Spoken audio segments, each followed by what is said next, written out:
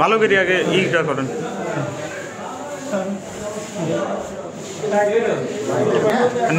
আপনি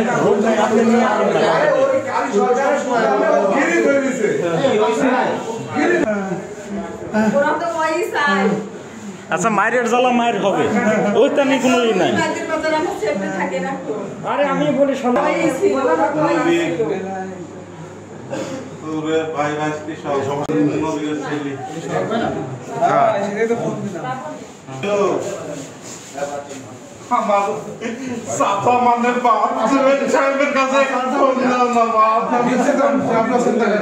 চিন্তা করেন না তো।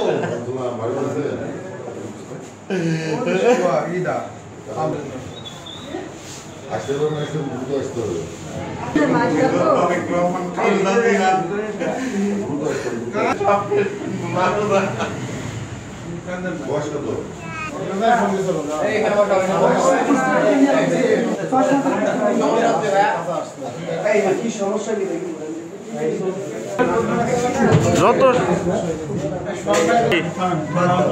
মুসলিমের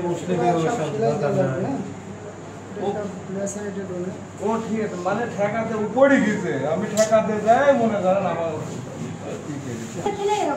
ধরার পরে মনে করেন হলে আলম হুকুম দিচ্ছে। হাত কোটল কে মারলো?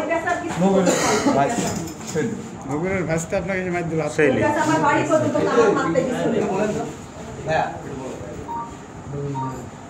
আমার মোটর সাইকেল ঠেকা শহীদুলের দোকানের সামনে হাত কুড়ল দিয়ে রামদাদি এলো পাতাড়ি মার করে আমাক, আর মারে আর বলে যে শালা তুই শরীফ জয়েলের দল করিস, শালা তোক মারবো। আমাকে মারে, সোহাগেক মারে, আলম নবীরের ছেলে, তো ওই মজি সব হচ্ছে নয়া বিএমপি, আগে জাসদ করতো, জাসদের গণবাহিনী করতো। আমাকে এ পর্যন্ত বারবার 7 বার আওয়ামী লীগ থাকতে 7 বার বাড়িতে হামলা করছিল, এইবার দিয়ে 9 বার হলো। তাহলে আমি যে 31 বছর বিএমপি করলাম, 17 বছর আওয়ামী লীগের অত্যাচার সহ্য করলাম, মামলা খাইলাম, হামলা খাইলাম, তাহলে আমি কোন বিএমপি করলাম? জাসদের কিছু কুলাঙ্গার নাম আলম, সে দীর্ঘদিন জাসদ করেছে, সে একজন চিটার, সে নাম করা এই কুষ্টিয়া জেলাব্যাপী সারা বাংলাদেশের লোক জানে সে একজন চিটার। ওই চিটারের নির্যাতনে মাদিয়া গ্রাম 4 নম্বর ওয়ার্ডের লোক, পিয়ারপুর ইউনিয়ন বিএনপি যতগুলো লোক আছে সব অতুষ্টিত।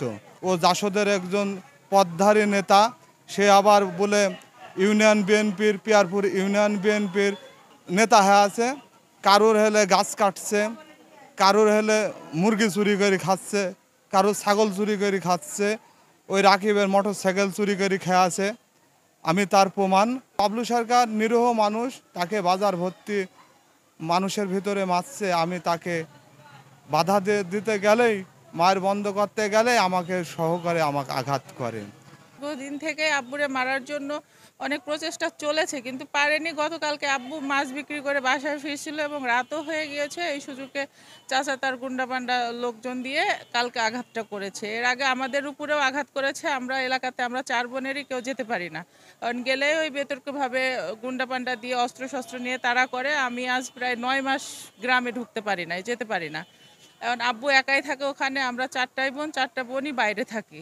তাকে একা পেয়ে বাজারের উপরে হামলা করে এভাবে মারাত্মকভাবে জখম করেছে।